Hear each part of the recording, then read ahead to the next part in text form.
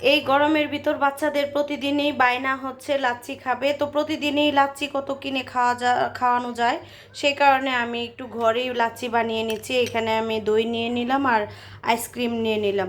তো এখন আমি লাচ্ছিটা এখানে বানিয়ে নিচ্ছি। তো দই আর আইসক্রিম সব আমি ব্লেন্ডারে দিয়ে দিচ্ছি। এই তো দইটা দেওয়া শেষ, এখন আমি এখানে স্ট্রবেরি আইসক্রিম দিয়ে দিচ্ছি। আইসক্রিমটা একটু কালারফুল দিলে লাচ্ছিটাও কালারফুল হয়। এটার মধ্যে আমি অল্প করে চিনি দিয়ে দিচ্ছি। এখন দিয়ে দিচ্ছি অল্প করে পানি, ঠান্ডা পানি দিচ্ছি যাতে গরমের মধ্যে ঠান্ডাটাই ভালো লাগে।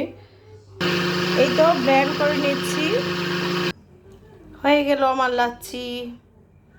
তো এই এক মগ লাচ্ছি কিন্তু 90 টাকা লাগে বাইরে খেলে। তো প্রতিদিন তো আর এভাবে বাচ্চাদেরকে খাওয়াইলে চলবে না, সেই কারণে হচ্ছে আমি ঘরে বসেই ওদেরকে লাচ্ছি বানিয়ে দিচ্ছি। তো চলুন দেখা যাক ওরা কীরকম খুশি হয় লাচ্ছি দেখে। আর 2টা স্ট্র দিয়ে দিলাম। ওরা দুজন বসে বসে টিভি দেখছে। এই যে নাও তোমাদের জন্য লাচ্ছি। খুশি হয়েছ? অনেক খুশি? স্ট্রটা দিয়ে দাও, নাও। অনেক খুশি? কেমন হয়েছে লাচ্ছি মা? মজা হয়েছে? যাক, এবার বসো বসো। থ্যাংক ইউ বলছো? আম্মুকে থ্যাংক ইউ বলো না?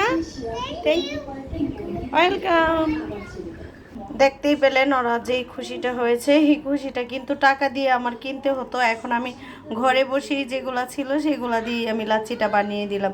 তা আপনারাও ট্রাই করবেন এভাবে বাচ্চাদেরকে ঘরে বসিয়ে টুকিটাকি খাওয়াতে।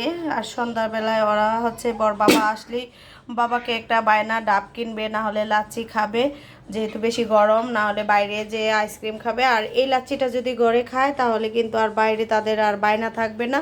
সেই কারণেই আমি ঘরে তাদেরকে এটা তৈরি করে দিয়েছি। এখন আমি একটু টেস্ট করে দেখি কীরকম হয়েছে। সত্যি অসাধারণ, নিজে করেছি বলে তা না, আপনারাও ট্রাই করবেন, দেখবেন বাসায় বসে লাচ্ছিটা কিন্তু হেভি লাগে। তো আমার এটা শর্ট ভিডিও ছিল। আল্লাহ হাফিজ।